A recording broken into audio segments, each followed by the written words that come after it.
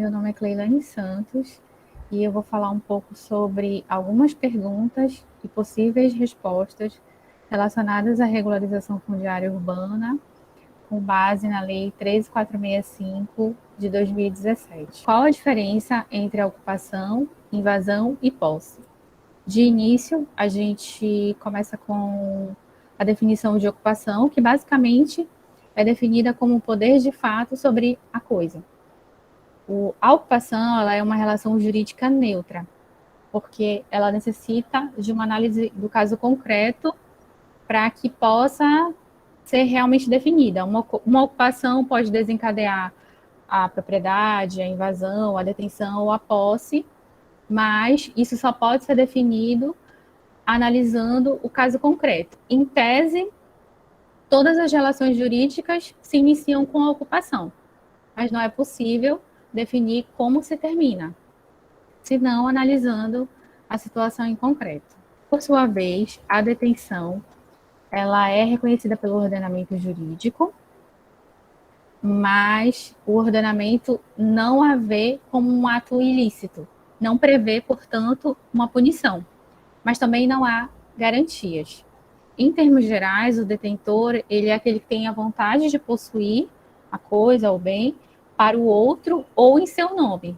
Ou seja, sempre haverá um terceiro. Ele é o mero detentor.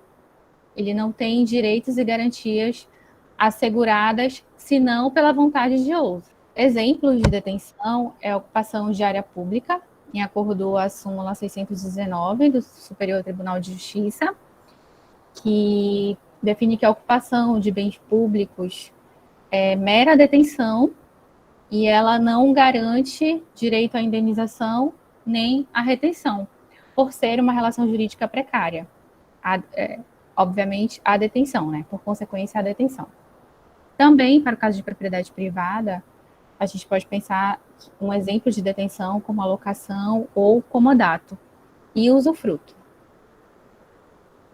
A posse, que já é uma relação jurídica que tem mais garantias, ela é prevista no artigo 1196, definida pelo artigo 1196 do Código Civil. Possuidor é todo aquele que tem, de fato, o exercício, pleno ou não, de algum dos poderes inerentes à propriedade. Então, o posseiro, ele tem o exercício de forma direta ou indireta da posse, mas ele não detém o título de propriedade. Para entender quais são os poderes de fato que ele tem, a gente vai para o artigo 1228, que fala que o proprietário tem a faculdade de usar, gozar e dispor da coisa, e o direito de reavê-la do poder de quem quer que injustamente a possua ou detenha. Ou seja, esses direitos também são previstos ao possuidor, embora ele não seja considerado proprietário. Em suma, a posse ela é a exteriorização do exercício dos direitos ligados à propriedade. E o posseiro é aquele que se comporta como proprietário.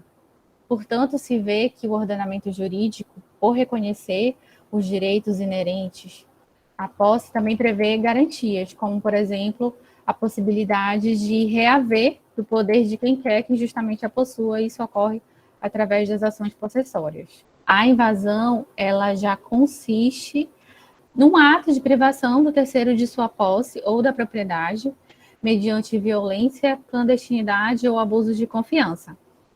O ato do invasor ou dos invasores ou das invasoras, ele é considerado um ato punível penalmente, no artigo 161, parágrafo 1º, inciso 2 do Código Penal.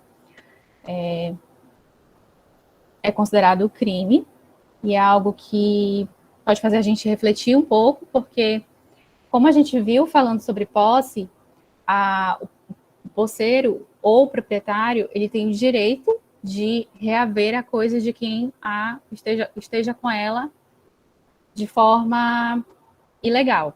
Ou seja, existem instrumentos no âmbito civil, tanto materialmente quanto processualmente falando, ou seja, do Código Civil e do Código de Processo Civil, para se resolver essa demanda, de modo que se torna questionável a existência desse ato também se tornar um crime, uma vez que o direito penal ele é a última razão, né? Ele só vai, uma conduta só vai ser tipificada como crime quando não tiver outra forma de resolver a demanda.